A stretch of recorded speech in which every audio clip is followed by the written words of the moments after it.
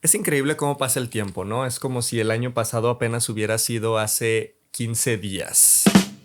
Jera, ¿no tenías un chiste más viejo que ese? ¿Qué les digo? Uno saca lo que trae y a mis casi 335 años, lo único que hay dentro de mí son referencias millennials. ¿Qué le voy a hacer? Que justo hablando de eso, la otra vez estaba pensando en que si hiciéramos uno de estos Millennial Core, ¿qué le pondríamos? Que bueno, para empezar tendría que ser Millennial Starter Pack, que por cierto, qué gordo me cae ese meme. Pero bueno, escuchamos y juzgamos. Ser o haber sido emo. Las fotografías con demasiados filtros. El clásico bigotito victoriano en las mujeres. Starbucks. Patrocíname y lo borro. Las bodas, sobre todo si tienen su respectivo vals buena onda, ¿sabes? Con música de Morat. Y definitivamente, los vampiros. ¿Qué? ¿Cómo que los vampiros? Pues sí, y aunque te duela. Ustedes son muy jóvenes para recordarlo, pero por ahí del 2008 empezó un fuerte furor por los vampiros en el cine y el entretenimiento. Es una vampira, pam, pam. Lo último que yo había visto hasta ese momento era Van Helsing, y si mi yo morrillo hubiera tenido Letterboxd, seguramente lo hubiera calificado como demasiado cine. ¿Qué les digo? Vi esa película 1.000.000 de veces. Por lo tanto, fue muy impactante para mí ver cómo este mito revivía en forma de adolescentes, facheritos, que brillaban con el sol. Eran otros tiempos, era otra la historia. Crepúsculo o Twilight tomó una popularidad impresionante al punto de revivir esta tendencia por las historias de vampiros. Bam, bam, bam. Las girls y yo nos enamoramos de Robert Pattinson y Kristen Stewart, y los hombres se encargaron de desprestigiarlos llamándolos malos actores, hasta que ese argumento fue insostenible después de ver toda la filmografía que formaron después. De hecho, hay un video de En mi mente ve que lo explica, se los dejo en las tarjetas. El punto es que empezaron a salir un montón de películas y libros y series que tomaban el mito del vampiro, pero lo reeditaban. Porque entonces ya más que monstruos de terror, parecían monstruos de la moda. Y entonces la gente que amaba a los vampiros pero que no sabía disfrutar de una cosa sin tener que cancelar a la otra, o que no sabía hacer un consumo irónico, las odió y se encargó de tirarles un montón de hate, por lo que al poco tiempo esta tendencia empezó a desaparecer y empezó a ser sustituida por la de los superhéroes. Y salvo honrosas excepciones, el cine de vampiros pasó a mejor vida. Hasta ahora. Porque casi 10 años después y de la mano de uno de los mejores directores contemporáneos, llegó este año, bueno, el año pasado, no vamos a volver a hacer ese chiste, la adaptación del clásico Nosferatu. Y hoy vamos a hablar de ella. Pero antes daremos eso que siempre encontramos como petición en los comentarios de cualquier TikTok: un poco de contexto. El mito del vampiro es casi tan antiguo como la humanidad misma. En el folclore de distintas civilizaciones a lo largo del mundo aparecen figuras parecidas a lo que entendemos como vampiros, es decir, criaturas que están muertas pero que se levantan en la oscuridad con el objetivo de robar el alma o la vida de los vivos, casi siempre a través de su sangre. Y con el paso del tiempo, este mito se ha ido transformando hasta llegar a la literatura de ficción. La novia de Corintio de Goethe, por ejemplo, un poema que narra la relación entre un hombre mortal y una mujer con características sobrenaturales o sobrehumanas. También estaba Carmila de Sheridan Le Fanu, que básicamente es lo mismo pero con lesbianas. ¡Que vivan las lesbianas! ¡Lesbianas divinas! Y bueno, también desde luego la obra de Fausto, en donde un hombre hace un pacto con el diablo en el cual le intercambia su alma por vida eterna. Se dice que todas estas en parte fueron inspiración para la obra que llegaría después en manos de Bram Stoker, y bueno, que es considerada como la obra máxima de vampiros, Drácula. ¿Soy yo o se puso rojo ahí atrás justo cuando dije Drácula? Ya me dio miedo. Ahora, la gente piensa que estas fueron las inspiraciones, pero David G. Skal dice en su libro Algo en la sangre: yo tengo otros datos. Porque Bram Stoker, a pesar de ser un gran escritor, la verdad es que no escribió mucho sobre él mismo y sobre su vida, entonces se sabe poco de su biografía, pero gracias a este libro, Algo en la sangre, bueno, podemos descubrir un poco más de qué es lo que realmente lo motivó a escribir este clásico de la literatura. En su libro nos cuenta que Bram, desde que nació y hasta sus primeros 7 años de vida, se la pasó en cama debido a diferentes enfermedades. Y como en el año que nació, Europa se debatía entre los oscurantismo de la religión y el materialismo de la ciencia, pues los doctores digamos que no eran los mejores. Describe que básicamente los doctores en ese tiempo lo que hacían era acompañar al enfermo hasta que se sintiera mejor, decirle échele ganas mijo y recetarle opio para que, bueno, no le doliera tanto el cuerpo. Algo así como en el IMSS actualmente. Pero en casos extremos, una práctica muy común era realizar sangrías, es decir, dejar que se drenara poco a poco la sangre, ya sea utilizando un bisturí o incluso sanguijuelas medicinales que te chupaban toda la sangre del cuerpo. Entonces imagínate si dentro de tus primeros 7 años de vida tenías sanguijuelas en todo el cuerpo chupándote la sangre, obviamente ibas a escribir Drácula. Yo hasta Crepúsculo hubiera escrito antes de Stephanie Meyer. Bueno, total, esto por un lado, pero por otro se dice que mientras estaba en cama, su madre solía leerle muchísimos cuentos de hadas, por ejemplo. Luego, cuando creció, como estudió matemáticas, trabajó como contador para un actor muy famoso que de hecho fue quien interpretó a Fausto en el teatro, y de él se dice que sacó toda esta pues estética de conde súper elegante, victoriano. Y además, esto yo ni siquiera lo sabía, se dice que los padres de Bram Stoker adoptaron a el también escritor Oscar Wilde, el de El retrato de Dorian Gray, quien tiempo después sabemos fue perseguido y encarcelado por su homosexualidad. Entonces se hace este paralelismo en el que se piensa que también esto que le ocurrió a Oscar Wilde, pues en ese tiempo tan retrógrado en donde se pensaba que era un sujeto que no podía controlar sus impulsos sexuales y por eso habría que reprimirlo, es lo que le llevó también a escribir lo que le terminaría pasando a Drácula. Entonces, todas estas experiencias le fueron dando elementos a Bram Stoker para crear su novela, un monstruo con tanta sed de sangre que no puede reprimir, un deseo que nadie puede detener hasta que sea consumado. Una historia en la que el erotismo y el terror se unen para hablar de un aspecto de la condición humana que, bueno, podríamos encontrar en Jung, por ejemplo, el concepto de la sombra. Esa parte incómoda de la conciencia humana que está ahí aunque no queramos admitir, aquello que no queremos mostrar al exterior, pero que entre más luchamos por ocultar, más nos consume.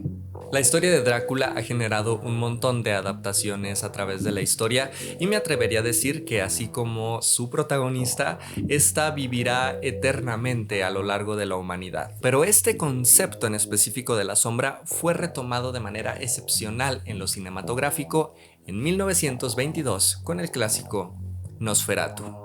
Esta se presume es una de las primeras, si no es que la primer película de terror en la historia, que como les digo, aprovecha este concepto de la sombra y lo explota fotográficamente al puro estilo del expresionismo alemán, creando esta secuencia de imágenes icónica que todos reconocemos, aunque no hayamos visto la película original necesariamente. Un poco gracias a Bob Esponja también, vamos a admitirlo.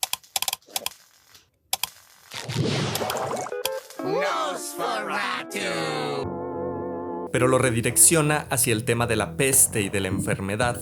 De hecho, Nosferatu quiere decir el que lleva la muerte, y hasta en su diseño de personaje se plantea a un vampiro roedor, lampiño y con los colmillos en los dientes frontales, en clara referencia a, como les digo, la pandemia de la peste negra que azotó a Europa en el año 1300. Y bueno, a pesar de que estas imágenes ahorita nos puedan incluso llegar a dar risa, en ese tiempo provocó mucho terror y se convirtió en un clásico del cine que en los 80 fue adaptado por el gran director Werner Herzog con una versión un poco más melodramática que exploraba más bien temas sobre la soledad y la melancolía, pero no por eso deja de ser una gran película. Sin embargo, apenas el año pasado, a.k.a. hace 15 días en plena Navidad, porque Robert Eggers se estrenó la nueva adaptación de Nosferatu. Y sí, ya vamos a hablar de la película, vato que siempre comenta, el video empieza en el minuto... ¡Cállate! ¡Cállate! El video inicia en el segundo 00,00. De seguro eres de los vatos que no ve las películas originales, sino nada más el resumen, pero sí presume haberlas visto. Pero bueno, sigamos. Robert Eggers es uno de los pocos directores que pueden presumir tener una filmografía de caballo perfecto. Empezó con The Witch, luego The Lighthouse, luego The Northman y ahora Nosferatu. Y con tan solo esas 4 películas se ha consolidado ya como un maestro del cine de terror.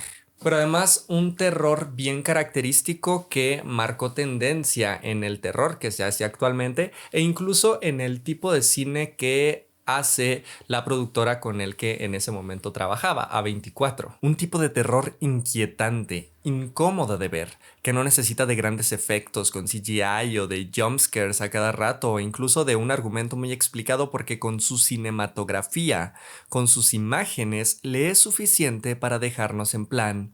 La estoy pasando bien raro. Lo cual también fue bien característico de la propia Nosferatu de 1922, por lo cual cuando se anunció que este director sería quien la iba a adaptar, me llenó de emoción. Y más cuando dijeron que el conde Orlok iba a ser interpretado por Harry Styles, que luego se desmintió y se dijo que iba a ser más bien Bill Skarsgård, que enhorabuena, digo, Harry, te quiero un montón y lo sabes, pero qué bueno que no fuiste tú. Eggers rescata por un lado esta tradición de la primera película en el tema de la peste y las ratas y bueno, esta pandemia que azota una ciudad y ni el médico más estudiado sabe cómo detenerla.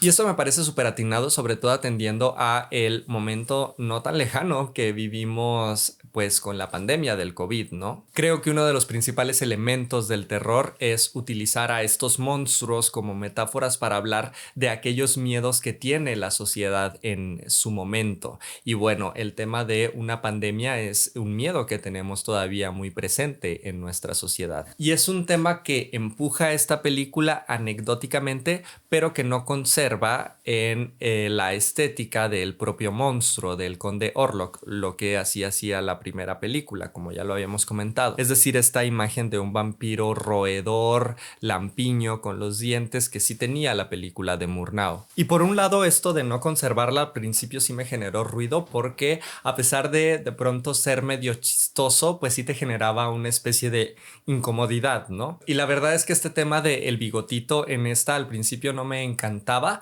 pero luego ya pensándolo bien me gustó porque reflexioné que bueno, es una imagen muchísimo más acercada a lo que proponía Stoker en su novela y en general a lo que se propone en el folclore de los vampiros, ¿no? Esta cosa pues de que literalmente es un muerto viviente que está casi que en estado de putrefacción y que le salen gusanos por el cráneo y que la piel de pronto se le desgarra y que parece que se va a quebrar, pero a la vez tiene toda esta fuerza y toda esta elegancia de la aristocracia de esa época. Y bueno, la verdad es que si a esto le sumamos la interpretación y la voz de Bill Skarsgård, este monstruo se vuelve imponente y aterrador, a pesar de que casi no lo vemos. Vemos de pronto unos ojos, una nariz, una boca, un perfil desenfocado y ya con eso nos empieza a generar un montón de escalofríos su mera presencia. Y lo curioso es que a veces en un sentido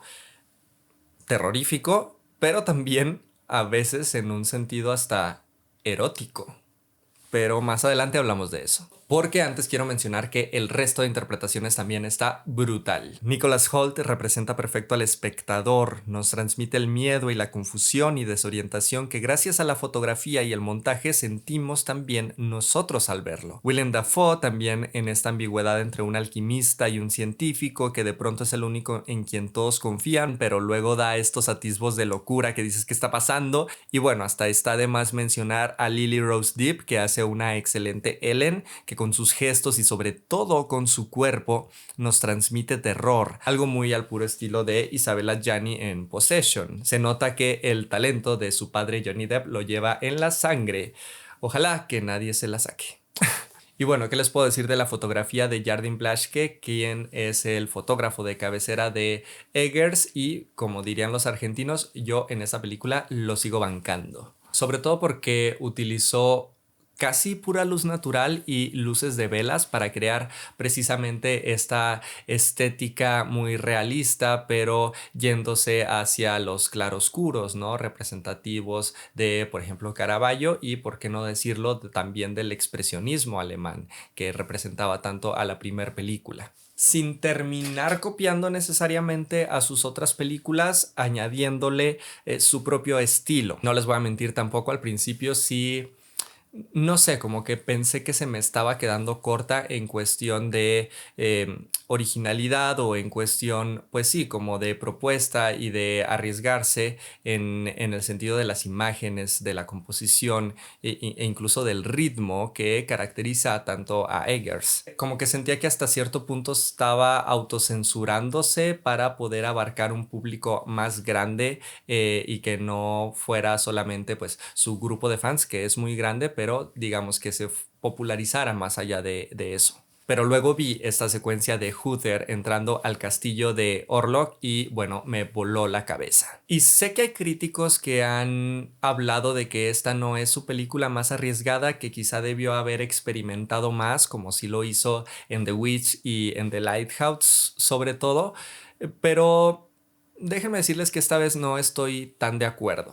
A mí me parece que este respeto por el argumento original de Nosferatu y bueno, por ende de Drácula, era necesario para crear esta redondez y esta solidez de la película, que no sé si se habría logrado de tener un montaje y un ritmo más estrambótico como en las películas anteriormente mencionadas. Y es que creo que este punto medio entre su estilo y la película original es coherente precisamente al mensaje de la película y a la propia tradición del mito del vampiro. Estos espacios liminales que se exploran en los personajes. Nosferatu como este personaje que está entre lo vivo y lo muerto, entre lo monstruoso y lo elegante, o entre lo viejo y lo moderno, ¿no? Hablando de los lugares que transita. Pero también en Ellen, ¿no? Esta cosa de estar entre el mundo de lo esotérico y lo sobrenatural, pero también de lo mundano y de lo material.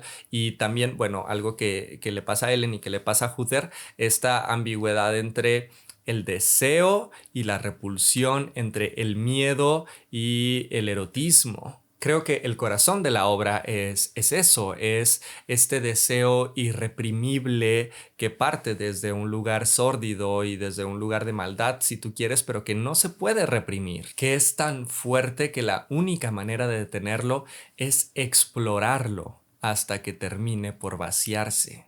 Esta metáfora de que el monstruo va a seguir ahí hasta que no nos plantemos frente a él, lo observemos, le abramos la ventana para que entre toda la luz y podamos verlo en toda su mórbida existencia.